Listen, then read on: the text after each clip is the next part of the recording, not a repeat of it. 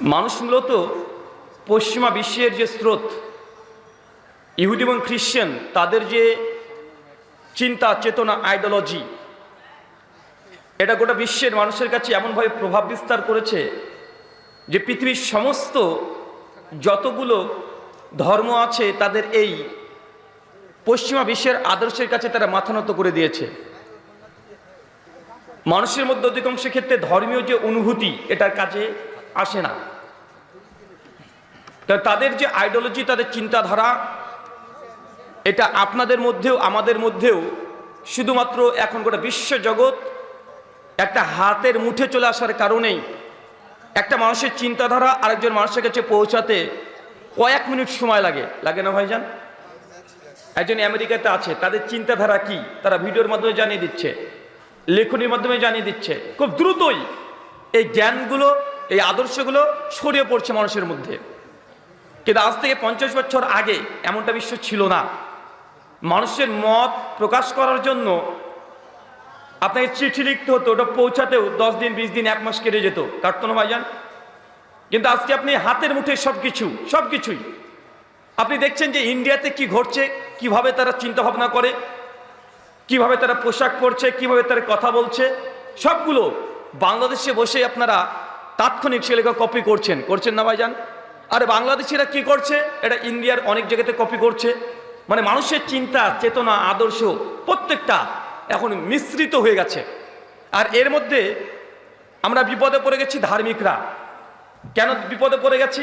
কারণ আধুনিক যে আইডিওলজি চিন্তাধারা, এটা বাহ্যিক দিক থেকে এত চমৎকার, এত সুন্দর যে আমরা ধার্মিকরা আমাদের ধর্মের যে থিওলজি বা বিশ্বাস বা আকিদা মানুষের কাছে যখন বুঝাতে যাই, তখন আমাদেরকে বলে যে তোমরা এই ধার্মিকরা বা ধর্ম এটা খুব পুরাতন মানুষদের জন্য, এটা আজকের আধুনিক যুগে চলে না।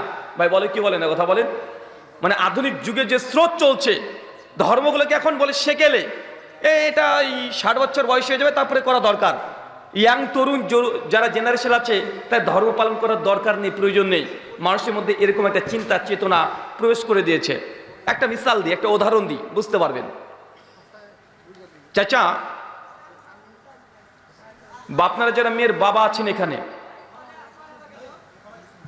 আপনার মেয়ের 16 থেকে 20 বছর বয়সে যে পরিমাণ বিয়ের প্রস্তাব আসতো,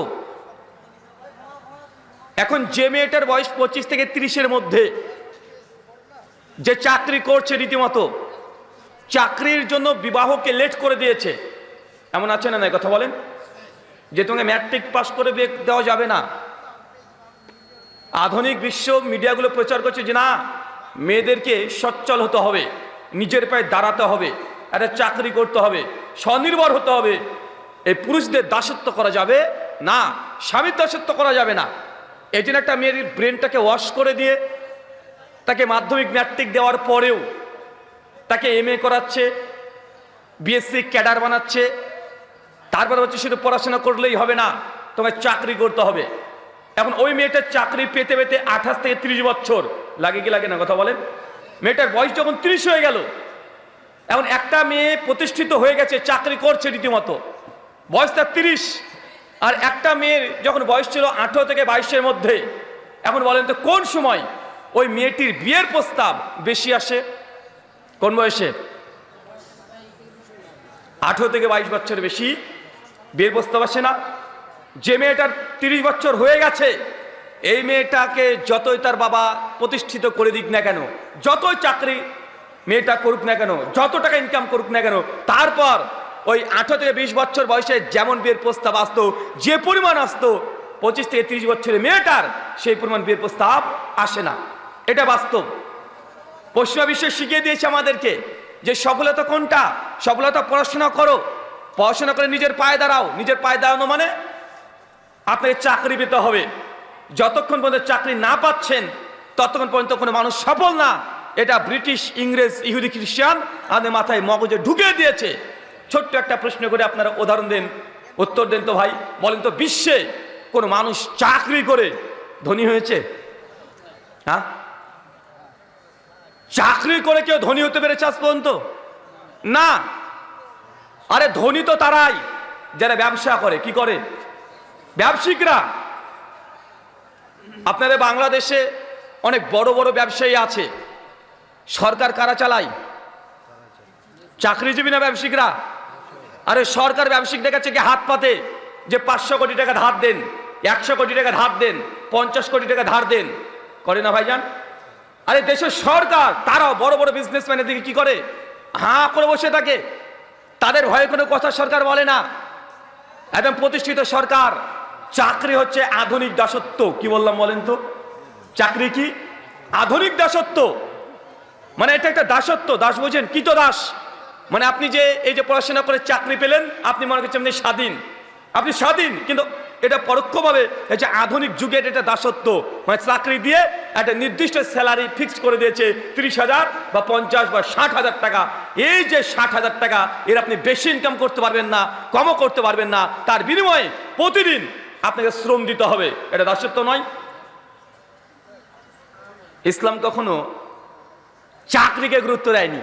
ইসলাম কি গুরুত্ব দিয়েছে? ব্যবসা। সমস্ত নবী এবং রাসূলগণ তারা ব্যবসা করেছে।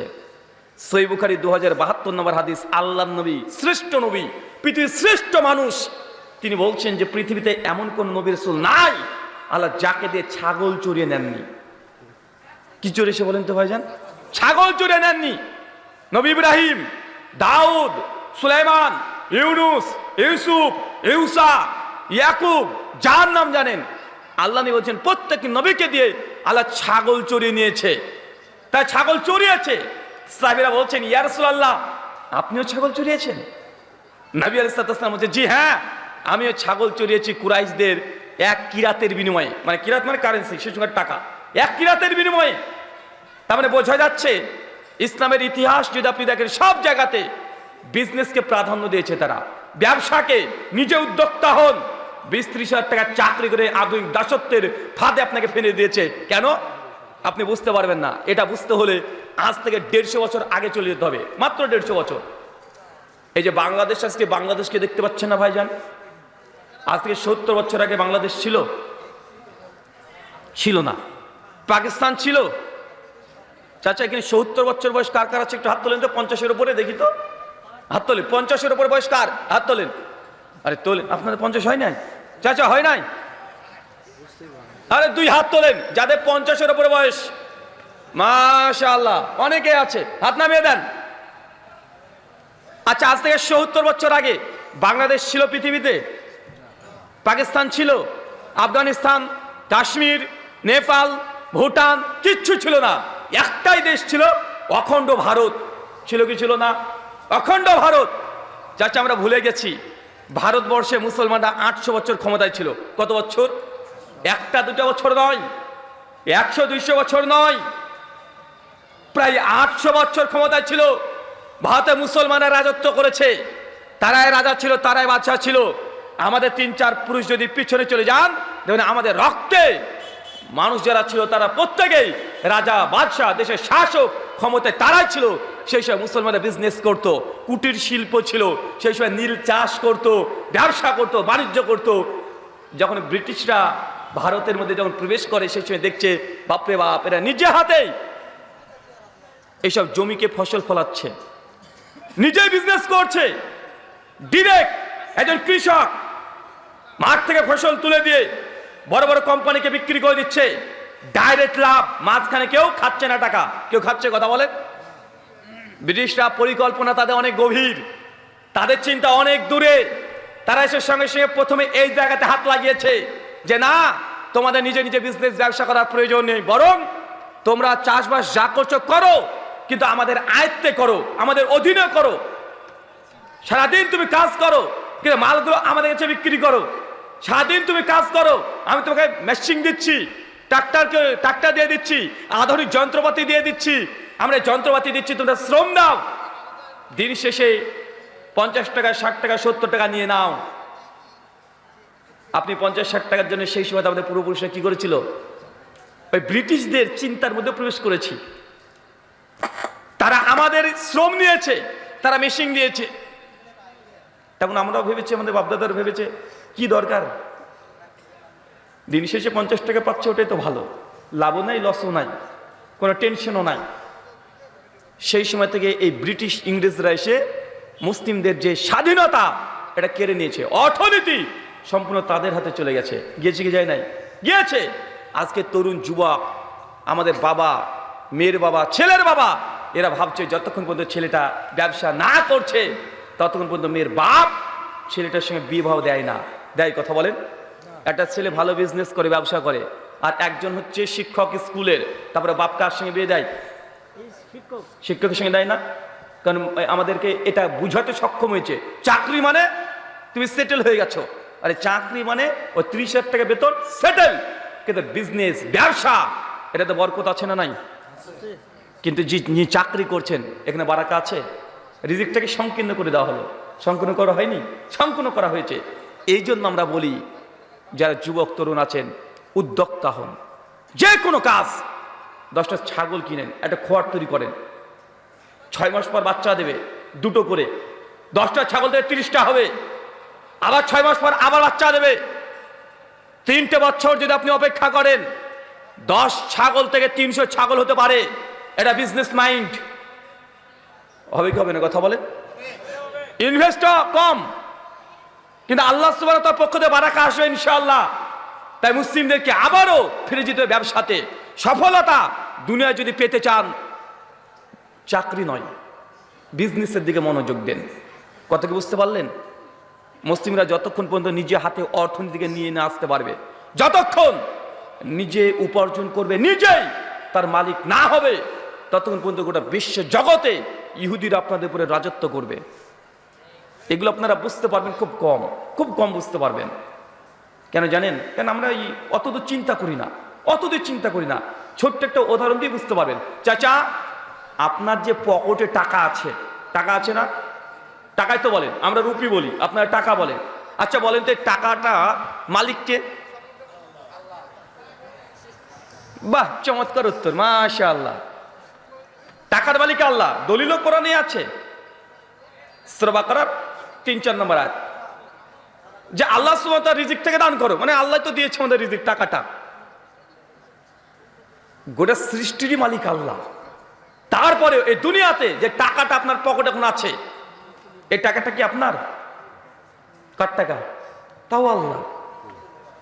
আমরা মুসলমানরা কত ইনোসেন্ট দেখেছেন, মানে কতটা নরম আমরা দুনিয়াটাকে নিয়ে, মানে অত দূর চিন্তা করতে পারি না। আর এই সুযোগে গোটা সম্পত্তি, সমস্ত কিছু ইহুদি খ্রিস্টানরা দখল করে নিয়েছে। কিভাবে জানেন চাচা? এই যে পকেটের যে টাকাটা, আপনার পকেটে টাকা আছে, এই টাকাটা 1 সেকেন্ডে সাদা কাগজ বানিয়ে দেওয়া যায়। জাদু দিয়ে নয়, ক্ষমতা দিয়ে, পাওয়ার দিয়ে। একবার যদি আপনাকে বলে দেয় রিজার্ভ ব্যাংক যে আপনাদের বাংলাদেশে যে টাকা আছে, সে টাকাগুলোকে বাতিল করা হলো, এ টাকা চলবে না, বলার অধিকার আছে না নাই? কথা বলেন, আছে না নাই? আছে। সঙ্গে সঙ্গে টাকাটা কি হলো? টাকা না সাদা কাগজ? হ্যাঁ, সাদা কাগজ না? আমাদের দেশে প্রথম যখন মোদিজি ক্ষমতায় এসেছিল, আমাদের প্রাইম মিনিস্টার নরেন্দ্র মোদিজি প্রথম যে কাজ করেছে, ইন্ডিয়ার যত টাকা ছিল সব টাকাগুলোকে বাতিল করে দিয়েছিল, একদম বাতিল। ঘরে টাকা আছে, টাকা সাদা কাগজ হয়ে গেল রাতারাতি। চিন্তা করতে পারছেন? টাকা চলবে না, 2000 টাকার নোট বাতিল। এই টাকাটা কি হলো বলেন তো? সাদা কাগজ। কোনো মূল্য আছে? আপনি এখনো বুঝতে পারেননি। আর একটু বুঝাই, আগে দুনিয়াটা বুঝেন, নচেত আখিরাত বুঝতে পারবেন না। আগে দুনিয়ার চ্যালেঞ্জকে মোকাবিলা না করতে পারলে আখিরাত কি জিনিস বুঝতে পারবেন না। যখন দোয়া করেন, সূরা বাকারা 202 নম্বর আয়াতে কি দোয়া শিখিয়ে দিয়েছে আল্লাহ? রাব্বানা আতিনা ফিদ দুনিয়া। আগে দুনিয়ায়, দুনিয়ার চ্যালেঞ্জ, দুনিয়ার ফিতনাকে আগে মোকাবেলা করতে হবে। বাংলাদেশের 100 টাকা, এটাও বুঝবেন না। আরো সহজ করে বলি চাচা, সৌদি আরবের 1 টাকা সমান বাংলাদেশের কত টাকা? 22-23 টাকা। তো ওদেরও তো 1 টাকা, আপনার 22 টাকা হলো কিভাবে? ওদের 1000, তার মানে আপনারা কত পাবেন? 22-23 হাজার। এতটুকু বুঝতে পারছেন তো? আচ্ছা চাচা, ওদের তো টাকা তো 1 টাকায়, বা টাকা তো 1000, কিন্তু আপনাদের 22,000 টাকা হচ্ছে কেন? মূল্য বেশি। কেন মূল্য বেশি বলেন? আচ্ছা, আমেরিকার $1 সমান বাংলাদেশের কত টাকা? 120 টাকা মানে ওদের 1000 টাকা মানে আপনাদের 1,20,000 টাকা না কত, তাই হবে না কি হবে? আচ্ছা, তো আমেরিকার 1000 আপনাদের 1,20,000, আমেরিকার টাকার এত দাম কেন? আচ্ছা, কুয়েতের টাকা, কুয়েতের 1 টাকা মানে আপনাদের বাংলাদেশে কত? প্রায় 390, তাই না? তাহলে কুয়েতের 1000 টাকা মানে বাংলাদেশের প্রায় 4 লাখ টাকা। চিন্তা করতে পারছেন? আচ্ছা, টাকার এত মূল্য বাড়ছে কমছে কিভাবে জানা আছে? ছোট্ট করে বলি, মানে এগুলো খুব জটিল আলোচনা, আপনাদেরকে বুঝাবো কিভাবে, আমরা নিজের টেনশনে পড়ে যাই, খুব জটিল আলোচনা। আচ্ছা, এই টাকার যে দাম কম বেশি কেন জানেন চাচা? এবার মনে রাখেন, যে দেশ যত বেশি সোনা রিজার্ভ ব্যাংকে জমা করবে, রিজার্ভ ব্যাংক সে দেশকে ওই সোনার দাম অনুযায়ী অত টাকা ছাপিয়ে সে দেশকে দিয়ে দিবে। কথা কি বুঝতে পারলেন এবার? মানে এখনো বুঝতে পারেননি? বুঝতে পারেননি? রিজার্ভ ব্যাংক গোটা বিশ্বের অ্যাকাউন্ট ব্যাংক, গোটা বিশ্ব চলে এটা। ওই ব্যাংকে আপনাদের দেশের সরকার যত কেজি সোনা দিবে, ওই সোনার যা দাম, ওই দাম অনুযায়ী বাংলাদেশের টাকা ছাপিয়ে দিয়ে দিবে। আপনাদের দেশের সরকার চাইলেও ইচ্ছা মতো টাকা ছাপাতে পারবে না। পারবে? কথা বলেন না। হচ্ছে তুমি তো মেশিন দিয়ে টাকা ছাপিয়ে ফেলতেন একা একাই, উনি তো বিদেশ থেকে টাকা ধার নিয়ে আসতেন না, নিয়ে আসতেন নাকি? তো মেশিনে টাকা ছাপিয়ে ফেলবে। তো টাকা যে আসছে কোথা থেকে আসছে? মানে আপনি আপনার দেশ সরকার যত বেশি টাকা রিজার্ভ ব্যাংক, যত বেশি সোনা জমা করবেন, রিজার্ভ ব্যাংক তত টাকা ছাপানোর অনুমতি দেবে আপনাকে, তার বেশি টাকা ছাপাতে আপনি পারবেন না। অতএব এখান থেকে বোঝা গেল বাংলাদেশ খুব বেশি সোনা ব্যাংকে জমা করেনি, তার জন্য বাংলাদেশের টাকার দাম এত কম। এর চাইতে সৌদি আরব বেশি সোনা দিয়েছে, তাই সৌদির টাকার দাম বেশি। আমেরিকা আরো বেশি দিয়েছে সোনা ব্যাংকে, তার জন্য তাদের টাকার দাম আরো বেশি। কুয়েত সবচেয়ে বেশি দিয়েছে দুনিয়ার মধ্যে, তার জন্য তাদের টাকার দাম এত বেশি। কতবার বুঝতে পারলেন? কি বুঝেছেন চাচা? তার মানে এই অর্থনীতি নির্ভর করছে কিসের উপরে? সোনা। যে দেশে যত সোনা আছে সে দেশের টাকার দাম তত বেশি হবে। এই জন্য ইসলাম কোন অর্থের উপরে জাকাত ফরজ করেনি। কি বলেছে? 85 গ্রাম স্বর্ণ, মানে গোটা বিশ্বের অর্থনীতি নির্ভর করছে কিসের উপরে? সোনা, গোল্ড। 85 গ্রাম সোনা যখনই ক্রস করবে অমনি জাকাত দিতে হবে। যদি টাকা এমন বলে দিত যে 4 লাখ টাকা হলেই তোমাকে জাকাত দিতে হবে, তো এই টাকাতেও দাম কম বেশি হয়, হয় কি হয় না? কথা বলেন। কে সোনা গোটা বিশ্ব জগতে আন্তর্জাতিক এখনো এই গোল্ড অর্থনীতিতে দাঁড়িয়ে আছে না নাই? ইসলাম তার জন্য সমস্ত কিছু নির্ভর করছে কি দিয়ে? সোনা, গোল্ড। কারণ পৃথিবী যতদিন থাকবে এই গোল্ড এটা মূল মার্জিন টাকার কম বেশি হওয়ার জন্য। আচ্ছা, এবার ভয়ঙ্কর তথ্য যেটা দেবো আপনাকে চাচা, তার মানে বোঝা গেল ওই ব্যাংকগুলো আমাদের দেশের সমস্ত কি নিচ্ছে? সোনাগুলো নিয়ে নিচ্ছে না? দিয়ে আমাদেরকে কি দিচ্ছে? টাকা দিচ্ছে না? টাকা না কাগজ? হ্যাঁ, ওটা তো কাগজ। কি নিয়েছে? সোনা নিচ্ছে, দিচ্ছে কি? কাগজের টাকা। কাগজ দিচ্ছে না ভাইজান? কাগজের টাকা দিচ্ছে আপনাকে, আমরা খুশি। কিন্তু চাইলে এই টাকাটাকে রাতারাতি কাগজ করে দিতে পারে কি পারে না? তাই সমস্ত অর্থনীতি কাদের হাতে এখন? যাদের হাতে সোনা বেশি তাদের কাছে মূলত টাকা আছে, মূলত সম্পত্তি আছে। যারা সোনাকে জমা করছে তারাই মূলত অর্থের মালিক। আর আমাদের যে কাগজের টাকাগুলো আছে আমরা অর্থের মালিক না। রাতারাতি সাদা কাগজ হয়ে যেতে পারে এনি টাইম, যে কোনো সময়। আর এই সোনাগুলো জমা কারা করছে? ফিলিস্তিন, ইহুদি। মানে আমরা সমস্ত সোনাগুলো তাদেরকে দিচ্ছি আর কাগজ নিয়ে চলে আসছি। আমরা বুদ্ধিমান না অনেক হয়ে যান? হ্যাঁ, এখন তো টাকাও বাদ। এখন কি হয়েছে? এখন এই যে ইন্টারনেটের যুগ, মোবাইলে বিকাশ, রকেট। আপনি গেলেন কোনো জায়গাতে, আপনার জমি ছিল চাচা, 1 বিঘা জমি বিক্রি করেছেন 10 লাখ টাকা দিয়ে। মানুষ তো আগে তো টাকা গুনে গুনে দিত, থুতু দিয়ে গুনে গুনে নিতেন। এখন কি বলে যে তোমার মোবাইল নাম্বারটা বলো, মোবাইল নাম্বার দিয়ে দিয়েছেন, সে বিকাশে দিয়ে দিলাম। টুক করে দুটো মেসেজ আসলো, লেখা আছে 10 লক্ষ টাকা। চাচা ওটা কি টাকা? না সংখ্যা? সংখ্যা না? তো এই সংখ্যা যদি একটা যদি কমে যায়, 10 লাখ থেকে একটা জিরো কমলে কি হবে? 1 লাখ হয়ে গেল। তো এই যে অর্থনীতি যে এখন মোবাইল ব্যাংকিং এর মধ্যে চলে এসেছে, এই মোবাইল পুরো সিস্টেমকে নিয়ন্ত্রণ কারা করে? ইহুদিরা। তার মানে বোঝা গেল যে আস্তে আস্তে আস্তে আস্তে এই দুনিয়ার যত অ্যাকাউন্ট ও অর্থনীতি সব কাদের দখলে যাচ্ছে? ইহুদিদের দখলে। সমস্ত কিছু ইহুদিরা একদম কঠিনভাবে আঁকড়ে ধরে করার চেষ্টা করছে। জি, অনেকে চলে যেতে চাচ্ছে, তো একটু দয়া করে মাহফিল কর্তৃপক্ষ বলছে একটু বৈঠকে দাঁড়ান। আরে ভাই, ওটা বললাম তার কতবার বলবেন? 3 বার অলরেডি হয়ে গেল। সময় পেলে তো দেবো রে ভাই। মূল বিষয় হচ্ছে আমি যেটা আপনাকে বোঝানোর চেষ্টা করছি, দুনিয়ার চ্যালেঞ্জ ফিতনা আগে বুঝতে হবে। এখন এই পুরো অর্থনৈতিক সিস্টেম চলে এসেছে মোবাইল মানির মাধ্যমে।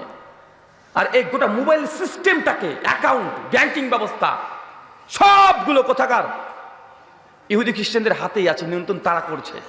রাতারাতি আপনার মোবাইল এখন দেখছেন যে 10 লক্ষ টাকা আছে, জমি আজকে বিক্রি করলেন, রাতারাতি আপনার এই অ্যাকাউন্টটাকে তারা হ্যাক করতে পারে কি পারে না? ব্লক করে দিতে পারে কি পারে না? স্লো করে দিতে পারে কি পারে না? আপনি ব্যালেন্স মারবেন, পাসওয়ার্ড দিতে যাচ্ছেন, পাসওয়ার্ড চেঞ্জ করে দিতে পারে কি পারে না? পারে কি পারে না বলেন না রে ভাই? পারে তো। তো যদি আপনার পাসওয়ার্ড চেঞ্জ করে টাকাটা তাদের অ্যাকাউন্টে যে ট্রান্সফার করতে পারবে না তারা, তো আমাদের অর্থনীতি এখন কাদের হাতে? সমস্ত কিছু কাদের হাতে? ইহুদিদের হাতে। আল্লাহ সুবহানাহু ওয়া তাআলা মুসলিমদেরকে তুমি হেফাজত করে, সকলে পড়ি আমিন আমিন। আমরা দুনিয়াকে এতটা কিছু মনে করি না। জামে তিরমিজি হাদিস না 2499, আল্লাহর নবী পরিষ্কার ভাই বলে দিয়েছে, এই দুনিয়াটা মুমিনদের জন্য কি? জেলখানা। আর কাফেরদের জন্য কি? জান্নাত। মানে গোটা জান্নাতের মতো তারা যা ইচ্ছা তাই করে বেড়াচ্ছে, যা ইচ্ছা তাই করে বেড়াচ্ছে। ওরা দুনিয়াকে তারা এখন জয় করে ফেলেছে। মুসলমান আমরা জেলখানায় আছি, আমরা সমস্ত কিছু সব সময় করতে পারি না, এটা আপনাকে বুঝতে হবে। আল্লাহ সুবহানাহু ওয়া তাআলা আমাদেরকে দুনিয়ার ফিতনা থেকে তুমি আযাব থেকে রক্ষা করো, সকলে পড়ি আমিন। আলোচ্য বিষয়, যে আমলে জান্নাতে ঘর পাওয়া যায়। চাচা, 3 জন ব্যক্তি দুনিয়াতে থাকা অবস্থায় জান্নাতে ঘর পেয়ে গেছে। দুনিয়াতে জীবিত ছিল, রাস্তাতে চলাচল করতো, কিন্তু তাদের জন্য আল্লাহ জান্নাতে ঘর কনফার্ম করে দিয়েছে। এই 3 জন ব্যক্তির নাম কে বলতে পারবেন? চাচা কি বললেন? মারিয়াম, মাশাআল্লাহ, 1। আর এই স্টেজ থেকে মাওলানা সাহেবকে বলবেন না। বেবি আসিয়া, মাশাআল্লাহ, 3। আবু বকর সিদ্দিক, 4। ওসমান, মাশাআল্লাহ, 5। আলী রাদিয়াল্লাহু তাআলা আনহু, 6। একাই সব বলে দিবেন আপনারা? আমি বললাম 3 জন, চাচা 6 জনের নাম বলে দিয়েছে। চাচাকে যদি জান্নাতে দায়িত্ব দেওয়া তো গোটা পাড়া মানুষকে জান্নাত দিয়ে দিত। কাউকে বাদ দেবো না আমি, যাকে চিনি সবাইকে দিয়ে দিব। আচ্ছা, কেউ পেছন থেকে বলতে পারবেন? আপনি বলতে পারবেন? দাঁড়ান তো দেখি। এই 5 থেকে এবারে টুকলি দিচ্ছে, মনে মনে বলো ভাই, একজন শুনে নিলে তো উত্তর দিয়ে দিবে। বলতে পারবেন? 3 জনের নামই বলতে পারবেন? হ্যাঁ, সুমাইয়া রাদিয়াল্লাহু তাআলা আনহা। আপনি বসেন তো, বসেন, আপনি বসেন। আপনি পারবেন? বয়স কত? মানে 40? মাশাআল্লাহ, আপনি যাই স্মার্ট রে ভাই। ক্যামেরাম্যান ঘোরাও ওনার দিকে, আঙ্কেলের দিকে ঘোরাও।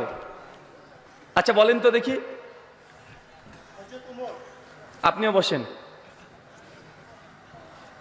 বসেন, হয়ে গেছে, আমি জানি হয়ে যাবে আপনার। 2 জনই প্রথমে ওমরের নাম বলেছে, 2 জনকে মনে রেখেছি, কষ্ট পায় না। আপনাদেরকে আবার তুলবো পেছন থেকে। 2, বসো তুমি, হবে না।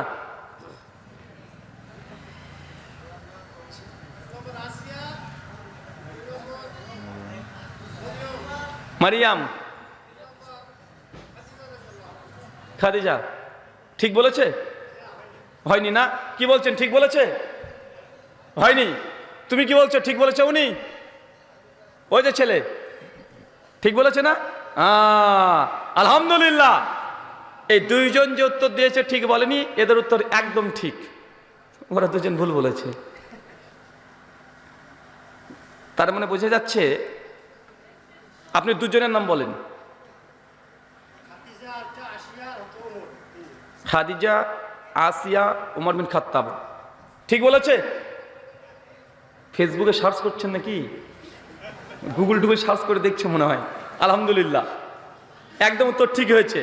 আপনি গুগল টুগল সার্চ করেননি তো? আবার করেননি তো?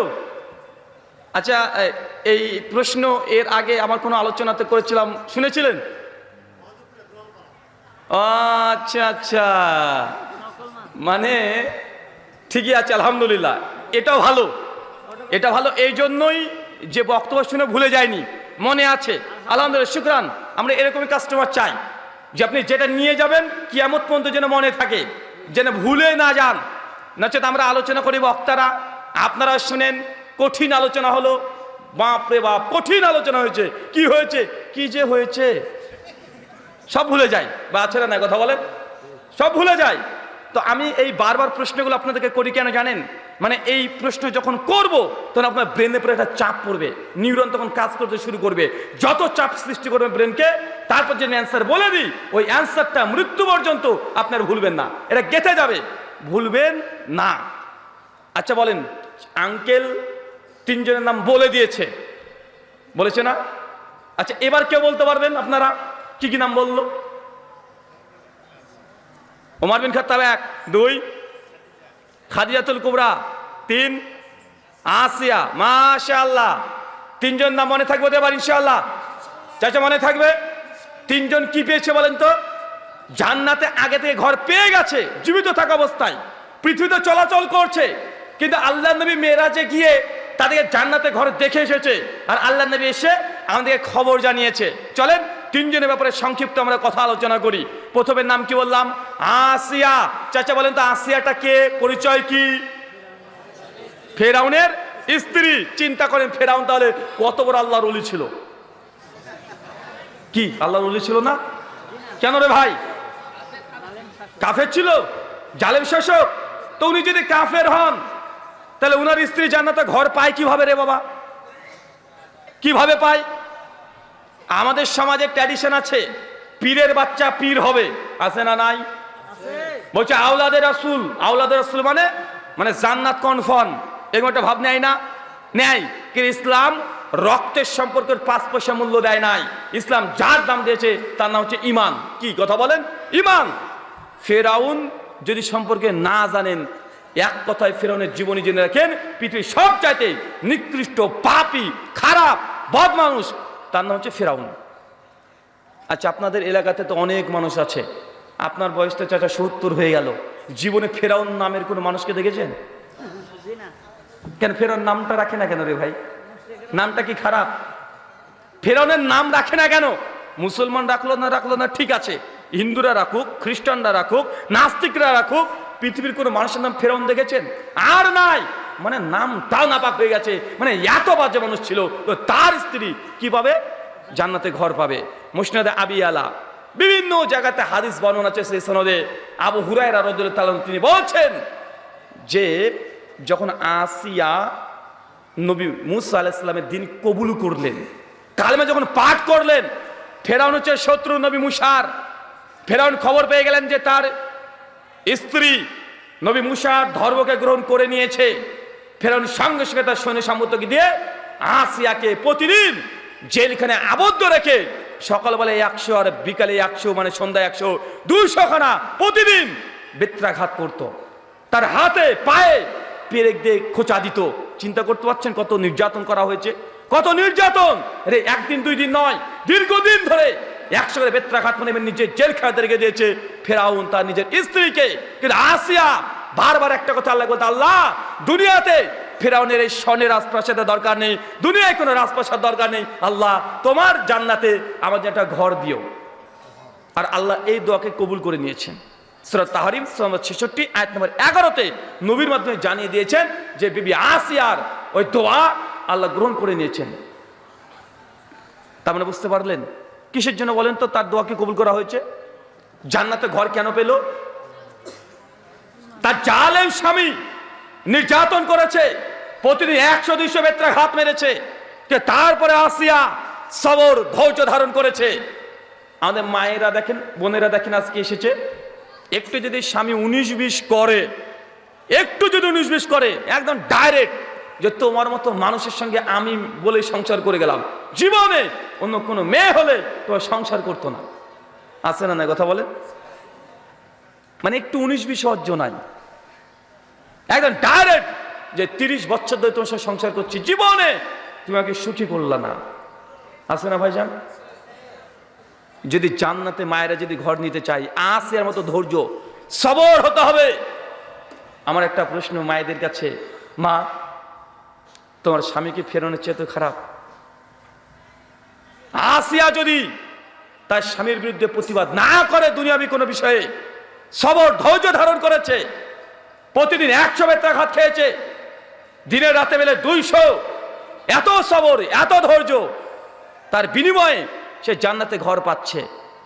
তোমার স্বামী প্রতিদিন তোমাকে মারে, তা তো মারে না, আমি জানি তোমার স্বামীটা খুব বদ, খুবই খারাপ, কিন্তু তার মানে এই নয় যে সব সময় অভিযোগ নালিশ করতে হবে। আর একটা হাদিস দেখেন, সে মুসলিমের হাদিস, 1812 নম্বর হাদিস। আল্লাহ নবী বলছেন, যখন আমি মিরাজে গেলাম, দেখছি জান্নাতে একটা মেয়ে মানুষ ঘুরে বেড়াচ্ছে, তার নাম হচ্ছে রুমাইসা। কি নাম চাচা? আরো জোরে বলেন।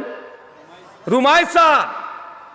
পরিচয় বিখ্যাত সাহাবী আবু তালহা। কি নাম চাচা? আবু তালহা। আবু তালহার স্ত্রীর নাম হচ্ছে রুমাইসা, আর তাদের সন্তান নাম হচ্ছে আনাস বিন মালিক। আনাস বিন মালিকের নাম শুনেন নাই? নবীজি 10 বছর খেদমত করেছিল, 10 বছর।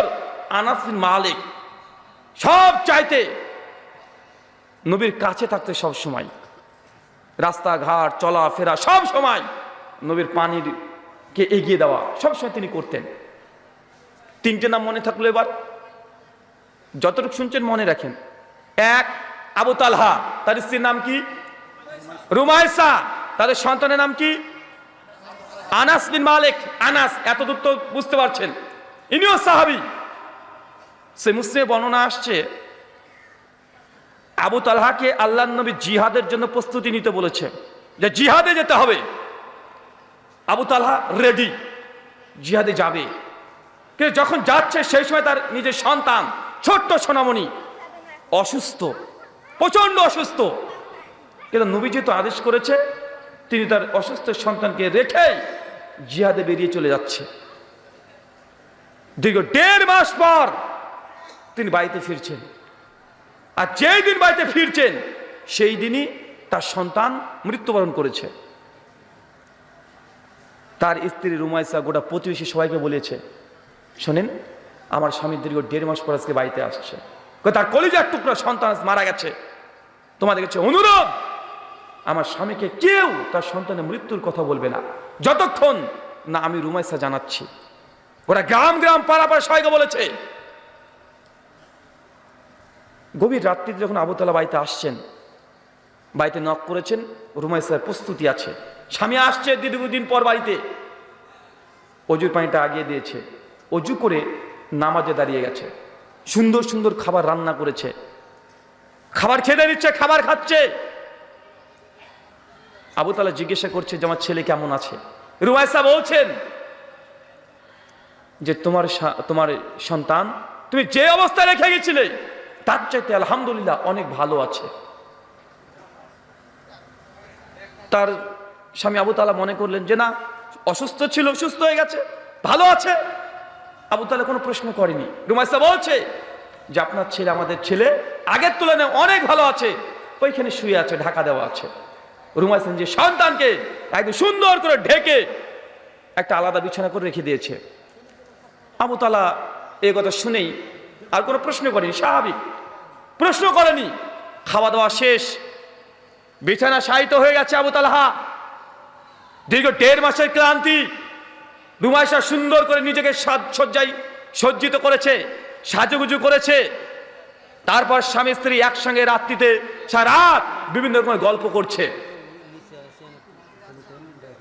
স্বামী স্ত্রীর মধ্যে যে সম্পর্ক হয় সম্পর্ক করেছে।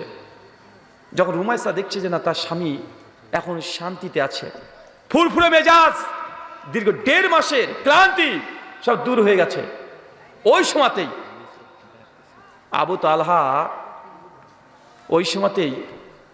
রুমাইসা আবু তালহাকে বলছে যে আবু তালহা আপনাকে একটা প্রশ্ন করবেন, অ্যান্সার করবেন। জি বলো, কি প্রশ্ন? স্বামীর মন এখন খুশি, সারাদিনকার ক্লান্তি দূর হয়ে গেছে। রুমাইসা তখন বলছে কোনো মানুষ যদি কোনো মানুষের কাছে কোনো আমানত রেখে যায়, কিছুদিন পর যে সে আমানত ফেরত চায়, সে আমানতকে আমাদের ফেরত দেওয়া উচিত। সঙ্গে সঙ্গে বলছে যে জি অবশ্যই, আমানতের খেয়ানত করতে নেই। যে মানুষ তোমার কাছে কোনো সম্পত্তি দিয়েছে পুনরায় সে যদি চায় যাতে দ্রুত পারো তাকে দিয়ে দিবে। আবু তালহাকে রুমাইসা তার স্ত্রীর সঙ্গে বলছে আবু তালহা আপনি ধৈর্য ধারণ করেন, সবর করেন, আল্লাহ আমাদেরকে যে আমানত দিয়েছিল আমাদের সন্তান, আজকে সকালবেলায় আল্লাহ তার জিম্মায় নিয়ে নিয়েছে। আবু তালহা শুনে চট করে বিছানা থেকে উঠে পড়েছে। কি বলো তুমি? সন্তান সকালবেলায় মারা গেছে, এখন আমাকে জানাওনি কেন? রেগে গেছে নিজেই। রুমাইসা বারবার বলছে আবু তালহা আপনি ধৈর্য ধারণ করেন, সবর করেন, আপনার সন্তান যেন দোয়া করেন, সে আল্লাহর জিম্মাতে চলে গেছে। আবু তালহা ছুটতে ছুটে চলে গেছে আল্লাহর নবীর কাছে। ফজরের সময়তে আজান হয়েছে, নামাজ পড়ে আল্লাহ নবীকে বলছে ইয়া রাসূলুল্লাহ আজকে রাত্রিতে আমার স্ত্রী আমার সঙ্গে এই জিনিস করেছে। আল্লাহ নবীর সঙ্গে বলছে আবু তালহা তোমাদের ওই মিলনকে, ওই রাতটাকে আল্লাহ এতই কবুল করে নিয়েছে, এতই খুশি হয়েছে যে বরকত দিয়ে পূর্ণ করছে রাতকে। ইমাম হাজার আসকালানী ফাতুল বারীর মধ্যে বলছেন এরপরে রুমাইসার আবু তালহার গর্ভ থেকে যে সন্তান এসেছে প্রত্যেকটা সন্তান বড় বড় আলেম হয়েছে, এক একজন কোরআনের হাফেজ হয়েছে। মানে এই কথাগুলো আপনার কাছে মনে হচ্ছে যে না এটা মানে কোনো কল্প কাহিনী। জি না, সে বুখারী মুসলিমের হাদিস। কথা কি বুঝতে পারলেন? সে বুখারী মুসলিমের হাদিস। মানে ঘটনা ঘটেছে, 100% ঘটেছে, এর কোনো মিথ্যা পচা কোনো ঘটনা না। ওই যে আপনাকে হুজুর গল্প শুনিয়েছে যে আল্লাহ হচ্ছে আর রাজ্জাক, আল্লাহ রিজিক দাতা। তো রিজিক দাতা কি? মুফাসসির বক্তব্য দিচ্ছে যে নবী সুলাইমান আলাইহিস সালাম একদিন বলছে আল্লাহ তুমি তো গোটা সৃষ্টি জগতে রিজিক দাও, তো আমি তো সুলাইমান এই বিশ্বের এই পৃথিবীর বাদশাহ, তো আমার একটা ইচ্ছা হয়েছে আমি পৃথিবীর যত প্রাণীকুল আছে, মৎস্যকুল আছে, মানুষ আছে, জন্তু জানোয়ার আছে, সবাইকে আমি 1 মাসের জন্য 1 বছরের জন্য খাওয়াবো। চাচা এই ঘটনা শুনেছেন না? হ্যাঁ, আল্লাহ বলছে যে সুলাইমান পারবে না, আমার সৃষ্টি অনেক বড়, পারবে না তুমি। নবী সুলাইমান বলছে আল্লাহ 1 বছরের জন্য যদি না পারি তাহলে 1 মাসের জন্য দাও। আল্লাহ বলছে তবুও পারবে না। বলছে 1 মাসের জন্য যদি না পারি 1 সপ্তাহের জন্য দাও। আল্লাহ বলছে সুলাইমান তারপরেও পারবে না। বলছে তাহলে 1 দিনের জন্য দাও, তাও পারবে না, 1 টাইমের জন্য দাও। আল্লাহ বলছে সুলাইমান এত কিছু যখন করছে, বলছে আচ্ছা ঠিক আছে যাও, শুধু 1 দিন দুপুরের রিজিকের দায়ভার তোমার উপরে দেওয়া হলো। চাচা এই ঘটনা শুনেছেন না? হ্যাঁ, চমৎকার ঘটনা না? অসাধারণ ঘটনা। নবী সুলাইমানকে আল্লাহ দায়িত্ব দিয়ে দিয়েছেন। আর নবী সুলাইমান একদম যত জঙ্গলে ছিল, যত প্রাণী, আকাশে যত প্রাণী, সবগুলোকে জিনদের বাদশা, জিনদের বাদশা আমার সামনে আয়। জিনদের বাদশা বলছে যা যত প্রাণী আছে সব রান্না কর, মাংস রেডি কর। সব মাংস রান্না করে প্রায় 50 কিলোমিটার শুধু মাংস রান্না করে রেডি করে রেখে দিয়েছে। পরের দিন সকালবেলাতে সব প্রাণী চলে এসছে, তার মধ্যে একটা সমুদ্র থেকে বড় একটি মাছ চলে এসছে, হাঁ করে বসে আছে। সুলাইমান খিদা লেগেছে, খেতে দাও। সে বোঝায় লাইনে দাঁড়া, বলছে আমি লাইন টাইন মানি না, খেতে দাও, খিদা লেগেছে, তুমি আজকে রিজিকের মালিক, তুমি রিজিকের দায়ভার নিয়েছো, খেতে দাও। সুলাইমান বলছে যে লাইন থেকে বে লাইনে চলে যায়। জিনদেরকে বলছে জিন একে খাওয়ি দে, পানির তলাকে যাক, নাহলে আমাদের সব নষ্ট করে দেবো, লাইন থেকে বে লাইন হয়ে যাচ্ছে। তখন মাছ বলছে যে আমি যতক্ষণ মুখটাকে হা করে থাকবো ততক্ষণ খাবার দিতে থাকবে, যখন পেট ভরে যাবে মুখটাকে বন্ধ করে নেবো, ঠিক আছে? আচ্ছা ঠিক আছে। জিনদের বাচ্চা করেছে কি একটু মাংস নিয়ে মাছকে দিয়ে দিয়েছে। মাছ আর কতটুকু খাবে? 1-1.5 কেজি মাছ তুলে মুখে দিয়ে দিয়েছে। মাছ জিরে নিয়ে পরে আবার হা, আরো দাও। বলছে কত খায় রে? একটা মুরগি দিয়ে দিয়েছে গোটা, আবার টুক করে গেলে আবার হা, বলছে আরো দাও সুলাইমান। একটা গোটা ছাগল দিয়ে দিয়েছে, গিলে নিয়ে আবার হা, গরু দিয়েছে, আবার কি, আবার বলছে আরো দাও। নবী সুলাইমান তখন বলছে আচ্ছা ঠিক আছে যা, এই যত খাবার আছে প্রায় 50 কিলোমিটার খাবার, মানে এখান থেকে প্রায় রাজশাহী পর্যন্ত, চিন্তা করছেন খাবার আর খাবার। মাছকে বলছে এই তুই যতটা পারিস তুই খাই, তুই তাতে চলে যা। মাছ করেছে কি তাই, ও তখন এক লুকমাতে যত খাবার আছে সব এক লুকমাতে খেয়ে ফেলেছে। খেয়ে থেকে ঢেকুর ধরে বলছে সুলাইমান আরো দাও, এখনো পেট ভরেনি। আল্লাহ নবী সুলাইমানের সঙ্গে সঙ্গে বলছে যে কি এত খাবার খেয়ে বলছে এখন পেট ভরেনি, খাবার শেষ। মাছ তখন বলছে সুলাইমান তোমার নামে আল্লাহর কাছে নালিশ করব, আমার আল্লাহ প্রতিদিন এর চাইতে 3 লুকমা বেশি আমাকে খাবার খাওয়াই দেয়, তুমি একদিন রিজিকের দায়িত্ব নেওয়ার কারণে আমাকে তৃপ্তি করে খেতে দিতে পারো নাই, তোমার বিরুদ্ধে নালিশ করব। আল্লাহ নবী সুলাইমানের সঙ্গে সঙ্গে সিজদাতে লুটিয়ে পড়ে তিনি চিৎকার করে বলতে থাকলেন আর রাজ্জাক আর রাজ্জাক আর রাজ্জাক, আল্লাহ তুমি রিজিক দাতা। চমৎকার ঘটনা না? হ্যাঁ, কিন্তু ঘটনাটা গোটাটাই মিথ্যা কথা। এটা বক্তারা তৈরি করেছে। কে তৈরি করেছে বলেন তো চাচা? বক্তারা তৈরি করেছে। এটা ঘটনা মানে সহি তো দূরের কথা, জাল হাদিসও নাই। আর জাল হাদিস তো দূরের কথা, ইসরায়েলের কোনো রেওয়াতেও নাই, কোনো তাফসিরেও নাই, ইতিহাসে নাই। শুধু আপনাদের মতো মানুষের মনকে একদম মানে একদম একদম ধরে রাখার জন্য, এই আলোচনা ময়দানকে জাঁকজমক করার জন্য বক্তারা সুর দিয়ে এইসব মিথ্যা কথা নবীদের নামে প্রচার করছে। বক্তা কে বলেছে আমি তার সমালোচনা করছি না, কিন্তু হাদিস এটা হাদিস না, এটা জাল কথা, মিথ্যা কথা বক্তারা তৈরি করেছে। চাচা আপনি মনে করতে অত বড় বক্তা বলে দিল? জি, মিথ্যা কথা বড় বক্তাই বলে। আমি বলেছিলাম 5 বছর আগে বলেছিলাম যে হাদিসটা হাদিস না, তাফসিরও না, হাদিসও না, ইতিহাসও না, ডাহা মিথ্যা কথা। পৃথিবীর কোন ইসলামী ইতিহাসেও এই ঘটনা উল্লেখ করা হয়নি, এটা বক্তারা তৈরি করেছে। এখন পর্যন্ত কেউ এর প্রমাণ দিতে পারেনি যে আমি মিথ্যা কথা বলেছি। আপনি চেষ্টা করেন, আপনিও চেষ্টা করেন, এই হাদিস কোথায় আছে আপনি খুঁজে বের করেন, পারবেন না। জাল হাদিসও পাওয়া যায়, জাল হাদিসও পাওয়া যায়, কিন্তু একটা ঘটনা যদি আমি মিথ্যা তৈরি করি বা এই হাদিস পাওয়া যাবে? কথা বলেন, পাওয়া যাবে না। তো এটা হচ্ছে টাটকা নির্ভেজাল জাল হাদিস, কিন্তু মানুষ এগুলো শুনেই অনেক খুশি হয়ে যায়, হয় না? কিন্তু বুখারী হাদিস এইটা, রুমাইসা জান্নাতে আগে থেকে ঘর পাইনি, তবে আল্লাহ তাকে জান্নাতে দেখে এসেছে। তারপরে কি বুঝতে পারলেন? প্রথম কথা হচ্ছে, আচ্ছা চাচা আপনি ভাবতে পারেন যে এত সুন্দর ঘটনাটা জাল কিভাবে হলো? এই হুজুর মানে মিথ্যা কথা বলছে, ও হুজুরই ঠিক বলেছে। চাচা বলেন তো, মাছ কখনো মাংস খায়? তিমি মাছ মাংস খায়? কথা বলে না। মাছ কখনো কি রান্না করা মাংস খায়? তো বক্তা খাওয়িয়েছে যে তিমি মাছকে গরু মাংস খাওয়াচ্ছে, ভেড়ার মাংস খাওয়াচ্ছে, রান্না করা মাংস খাওয়াচ্ছে।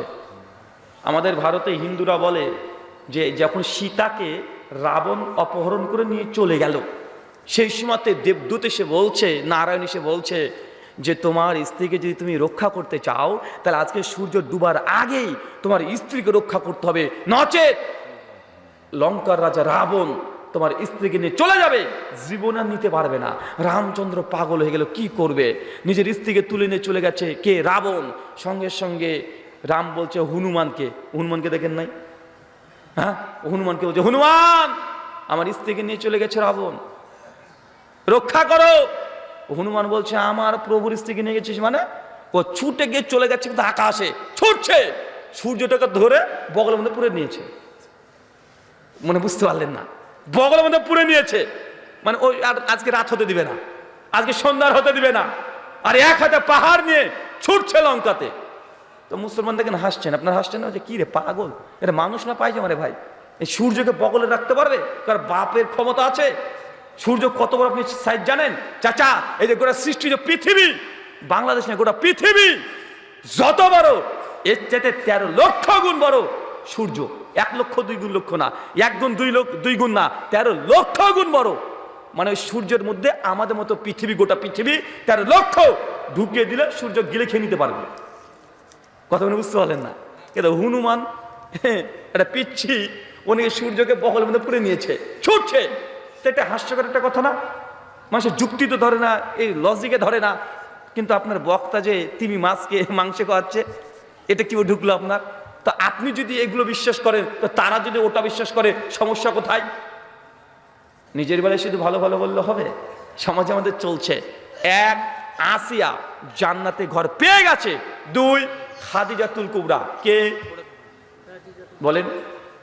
খাদিজা রাদিয়াল্লাহু তাআলার পরিচয় বলেন তো একটু। যে পরিচয় বলেন। আল্লাহর নবীর প্রথম স্ত্রী খাদিজাতুল কুবরা, সহিহ বুখারী 3820 নম্বর হাদিস। যে খাদিজা জান্নাতে ঘর পাবে আল্লাহ নবী জানিয়ে দিয়েছেন। তিন, ওমর বিন খাত্তাব ইসলামের তৃতীয় খলিফা। টোটালে তিনজন জান্নাতে ঘর পাবে, স্পষ্টভাবে প্রমাণিত আছে। আচ্ছা, এই তিনজন টোটাল জান্নাতে ঘর পেয়ে গেছে। চাচা, আমরা জান্নাতে ঘর চাই কি চাই না? কে কে ঘর চায় না হাত তুলি। হ্যাঁ, সবাই চান? সবাই জান্নাতে ঘর চান? ঠিক এদের মতোই জান্নাতে যদি আগে থেকে ঘর পেতে চান, কিছু আমল আছে। এই আমলগুলো শেখানোর জন্যই এত প্রেক্ষাপট তৈরি করলাম। যে জান্নাতে ঘর চান তাহলে কয়েকটা আমল দিই। এক, সহিহুল বুখারী হাদিস নাম্বার 450। আল্লাহ নবী বলছেন, কেউ যদি দুনিয়াতে একটা মসজিদ নির্মাণ করে দেয়, বাইতুল ফিল জান্নাহ, আমি আল্লাহ তাকে জান্নাতে ঘর দেবো। চাচা বলেন তো কি তৈরি করতে হবে?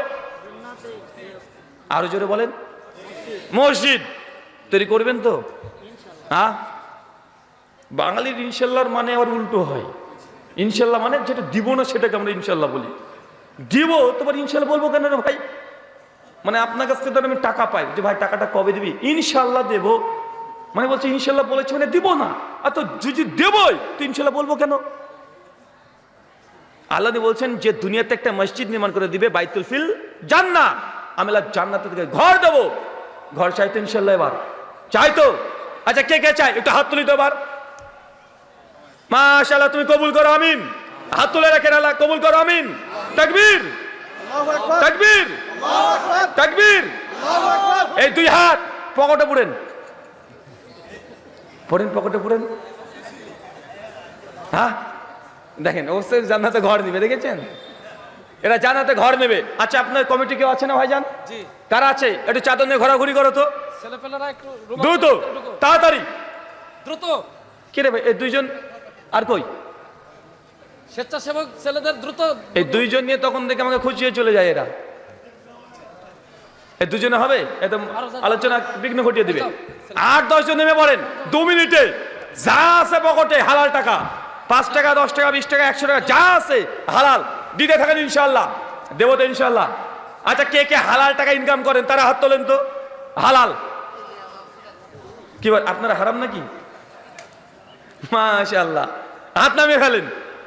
যারা হালাল ইনকাম করেন তারা দিয়েন, হারাম টাকা দিসনি ভাই, হারাম টাকা দিয়েন না। হালাল যা আছে 1 টাকা দিলেও ইনশাল্লাহ বরকত দিতে দিতে দিতে ইনশাল্লাহ আল্লাহ কবুল যদি করে নাই, এই 1 টাকাকে আল্লাহ কিয়ামতের মাঠে 7 লাখ টাকা করতে পারে কি পারে না? পারে। আপনারা আপসে কথা বলবেন না। চাচা বলেন তো প্রথম আমলটা কি বললাম? বলেন, আরে কথা বলেন। মসজিদ তৈরি করা। কি তৈরি করা? এখন আপনি টেনশনে পড়ে গেলেন যে মসজিদ কি তৈরি করতে পারবো? 20 লাখ টাকার ব্যাপার। টেনশন না, পাকা মসজিদ করতে হবে, টাইলস দিয়ে করতে হবে, ব্যাপার তেমনটা নয়।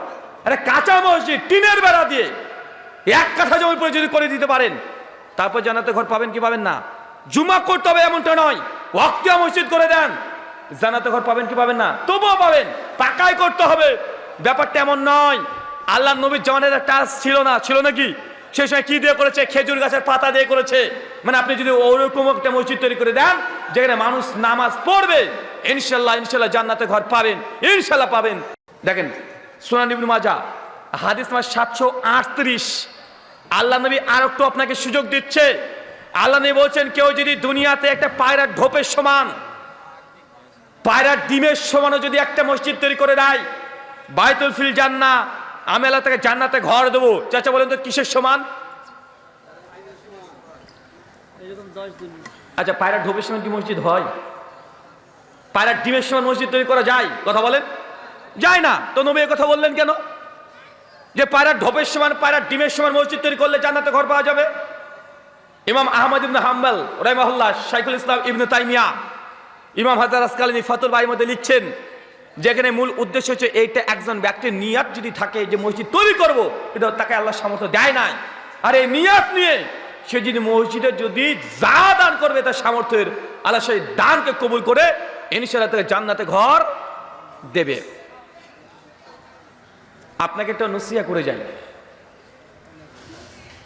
এলাকাতে যে ইঞ্জিনিয়াররা আছে তাকে গিয়ে বলবেন, ভাই একজন মানুষের নামাজ পড়ার জন্য কতটুকু জায়গা লাগে, হিসাব 2 ফিট বাই 4 ফিট, কত ফিট লাগে কথা বলেন? একটা যায় নামাজ 2 ফিট বাই 4 ফিট। এলাকার ইঞ্জিনিয়ার কাছে গিয়ে বলেন যে ভাই এই 2 ফিট বাই 4 ফিট জমি, ইট, মশলা, রড, রং, সমস্ত কিছু খরচ কত পড়বে জমি থেকে ছাদ পর্যন্ত? বলেন তো, বলতে পারবে কি পারবে না? পারবে না? পারবে। তাই স্কোয়ার ফিট ধরেই ওরা বলে দিবে যে জমির দাম পড়বে এত টাকা, আর গাঁথনি দিয়ে ছাদ পর্যন্ত রং পর্যন্ত করতে লাগবে এত টাকা। টোটাল যদি বলে দেয় যে ভাই 70,000 বা 80,000 টাকা, বলতে পারে না? পারে। আপনি নিয়াত করে নেন, আল্লাহ গোটা মসজিদ তৈরি করতে না পারলেও এক মুসাল্লার সমপরিমাণ আমি দুনিয়াতে মসজিদ করব ইনশাআল্লাহ। ইনশাআল্লাহ।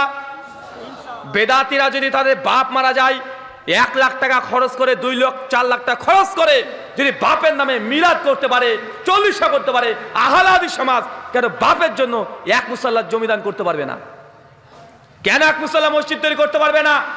মসজিদে আপনি নামাজ পড়বেন, আপনি মারা গেলে ছেলে নামাজ পড়বে, ইবাদত করবেন, তারপর লোকের টাকার উপরে কেন? ওটা আপনি নিজে ইনভেস্ট করার চেষ্টা করেন। যে 1 মুসাল্লা মসজিদ তৈরি করতে যদি 1 লাখ টাকা লাগে, মসজিদ আপনি নামাজ পড়েন না ভাইজান? পড়েন তো, আপনি পড়ছেন তো লোকের দেওয়া মসজিদে কেন? আপনি এর মধ্যে শেয়ার করেন, আল্লাহকে বলবেন যে আল্লাহ দুনিয়াতে যেখানে ইবাদত করেছি আমি তোমার ঘর মসজিদের জন্য 1 মুসাল্লা মসজিদের টাকা আমি দিয়েছি। আর এই লোকের কবরস্থান হবে, কবরস্থানের জন্য উন্নতি কল্পে যা আশা করছেন, এটা আপনাদের জন্য লজ্জা। আরে যে কবরে আপনি থাকবেন সেই কবরের টাকা অন্যজন দিয়ে দিচ্ছে যে আমি 1 লাখ টাকা দিলাম, আমি 20,000 টাকা দিলাম, 2 লাখ টাকা দিলাম, কিন্তু আপনি মরে কবরে যাবেন, আপনি টাকা দিচ্ছেন না। এটা আপনার জন্য লজ্জা না? মানে মরার পরে যখন আপনি যাবেন ওই জায়গাটা আপনার জমি না, এটা কত বড় লজ্জাজনক বিষয়।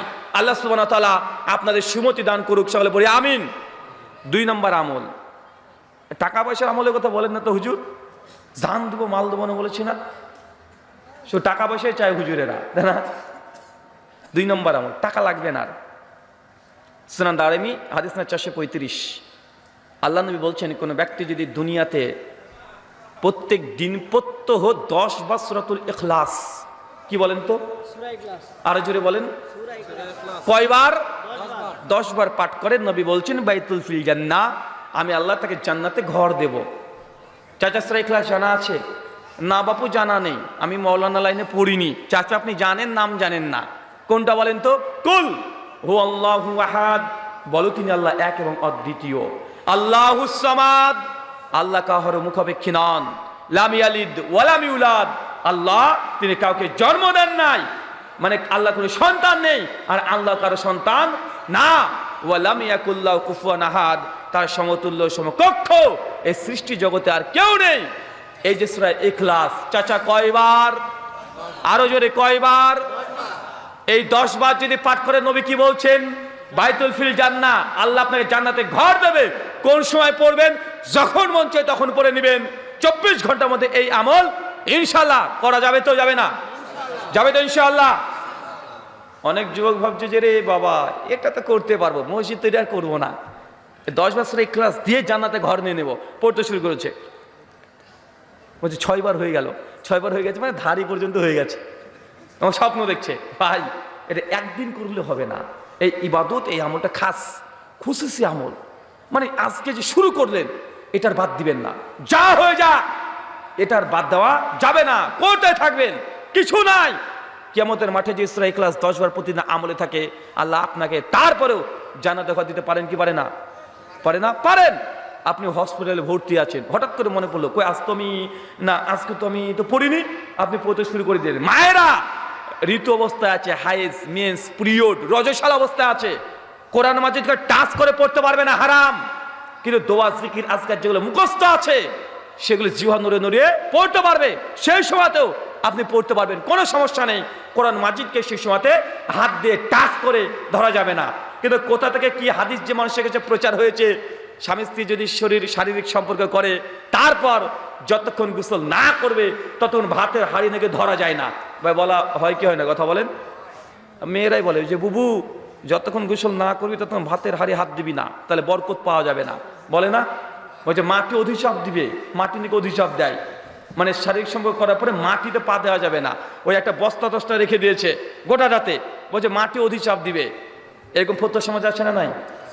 এটা মেয়েদের মধ্যে খুব বেশি বেশি আছে। তা আমি বলি যে গোসল ফরজ, এই জন্য যদি আপনি ভাতের হাঁড়ি রান্না করতে না পারেন, কোনো হালাল কর্ম করতে না পারেন, তো মেয়েরা প্রত্যেক মাসে 3 থেকে 7 দিন তার রজস্বল অবস্থায় থাকে, অপবিত্র অবস্থায় থাকে। থাকে কি থাকে রে চাচা? থাকে। তো সেই সময় কি তারা পাক না না পাক? হ্যাঁ না পাক না চাচা? তো সেই সময় রান্না করে যে করে না, সেই সব কিছু তো করছে, তো না পাক তো সেই সময়। তো আপনাকে কে শয়তান এসে হাদিসটা শুনিয়ে দিয়েছে যে ওই সময় এই করতে না ওই করতে না? সব কিছু করা যাবে। সেই সময় মেয়েরা নামাজ পড়তে পারবে না, হজে তাওয়াফ করতে পারবে না, সেই সাথে কোরআন মাজিদ স্পর্শ করে পড়তে পারবে না। এই গুটি কয়েক কাজ সেই সময় তারা করতে পারবে না। মসজিদে যেতে পারবে না। এই গুটি কয়েক কাজ বাদে মেয়েরা যে কোনো কাজ করতে পারবে। অবশ্যই একজন মুমিন গোসল ফরজ হয়ে গেলে যত দ্রুত সম্ভব গোসল করে নেবে, এটা মুমিনের একটা বৈশিষ্ট্য। কিন্তু আপনি গোসল করেননি, এই জন্য যে আপনি এখন ভাতের হাঁড়িতে টাচ করতে পারবেন না, মাটিতে হাঁটতে পারবেন না, গেট খুলতে পারবেন না, এগুলো শয়তান আপনার কানে কানে এসে বলে দিয়েছে, আপনি বিশ্বাস করে নিয়েছেন। চাচা বলেন তো দ্বিতীয় আমলটা কি বলেছি, কোন সূরা? আচ্ছা সূরা ইখলাসের 3 নম্বর আয়াতে কি বলছে? লাম ইয়ালিদ ওয়া লাম ইউলাদ। বাংলা বিশুদ্ধ মানে আল্লাহর কোনো সন্তান নেই, আল্লাহও কারো সন্তান না। 25শে ডিসেম্বর সামনে আসছে না? আজ কয় তারিখ? 22। আর 3 দিন পর 25 তারিখ, মানে 2 দিন পরে 25 তারিখ আসছে কি আসছে না? আসছে না? আচ্ছা 25শে ডিসেম্বর কি গো? জোরে বলেন, আরো জোরে বলেন। বড়দিন। মাশাআল্লাহ, বাঙালিরা বুঝে বেশি। 25শে ডিসেম্বর বড়দিন।